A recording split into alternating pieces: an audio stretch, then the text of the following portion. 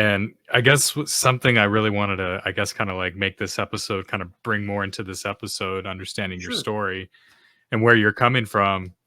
So, as I mentioned earlier, I grew up liking wrestling, Yeah. and so did my brother and everything. We would watch the classic wrestling matches, and of course, my brother's still keeping up with wrestling today. Mm-hmm. But something that really that I really wanted to talk about, and that's why I felt like the title of this episode, "Wrestling with Demons," the name of your book, I think it's just such an accurate statement that maybe the Lord is speaking over the wrestling industry today. Personally, back when I saw the movie, I'm not sure if you've seen these two movies, but obviously The Wrestler with Mickey Rourke. Oh, yeah. Of course, I don't recommend believers to watch that because Don't some of take the your stuff on there children. because it's a big graphic. And of course, the movie that recently came out, which was called The Iron Claw, Yeah. about the Von Erich family. I remember when I first saw The Wrestler, which a lot of people today have confirmed that that movie was really based off of Jake the Snake Roberts, his story and everything, played by Mickey Rourke. I remember my first impression of that movie, because it's such a really emotional movie. It really touches your heart. Is Right. you see a professional wrestler, and in the eyes of fans, he's a hero. He's the guy who beats the bad guy. Everyone cheers for him when they hear his song.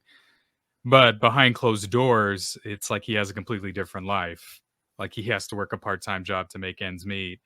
And he does not have a good relationship with his daughter. He grew up not really knowing how to be a father because he didn't have a good relationship with his father. Right. Right. And then the movie about the Von Erich family, like right at the end, I remember I started tearing up. Zac Efron did such an amazing job. I've heard it. I haven't watched it. Yeah, I've heard. It's really touching, because you never know. I guess what touched me is like I see the Von Erichs, Kerry Von Erich, Kevin Von Erich, and all the rest of the Right. brothers, Yeah. and you see these guys like, man, they're macho guys. They're out there in the ring. But in this movie, it says, but this is what their life was like behind the ring.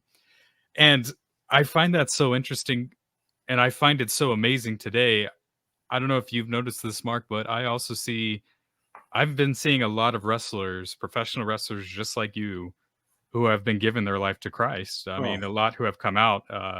One is Shawn Michaels, Oh, yeah. Ted Yeah. DiBiase, Lex Luger, even Jake the Snake Roberts, and recently Hulk Hogan. I mean, it's just like, man, who didn't know who Yeah. Hulk Hogan was? Yeah. Announced Well, that he got baptized. yeah. And I really just find that so amazing, because you talk about Jesus being the ultimate tag team partner. I feel like, wrestlers, we see these people today, they have fans, but they're human beings just like us. Yeah. And I like how you mentioned like Jesus is the ultimate tag team partner to be there for them. So I guess like what I wanted to ask is, what is the one thing of your story, and maybe understanding the story about the wrestlers, that you could really talk to fans or viewers or even people who are Sure. listening to this podcast today? Like, Sure. why do you think that is, I guess, in so many words? Right. Well, I think that's a brilliant question. The thing about the wrestling business, it's very cutthroat, and most jobs are cutthroat. If you've got a job and it's paying fairly decent, you've got somebody, clipping at your heels because they want to get rid of you so that they can get that job. One of the things about professional wrestlers is the fact that once the body goes, when you have depended on your body so much, I mean, I've been suicidal one time in my life. I mean, I had the pills laid out. My wife was children's director at a church where I'd been youth director. And she said, "Are you going to be here when I get back?" Meaning, was I going to be alive? I said, "I don't know." See, the thing about wrestlers is your body's your best friend. And the old saying is, if you can leave the wrestling business and have two true friends, you're a walking miracle.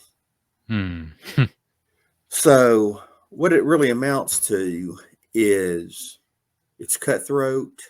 There are people you do feel alone. Now, hey, you can go buy the drugs and buy everything else and have a party with anybody, and everybody and their uncle will show up. Yeah.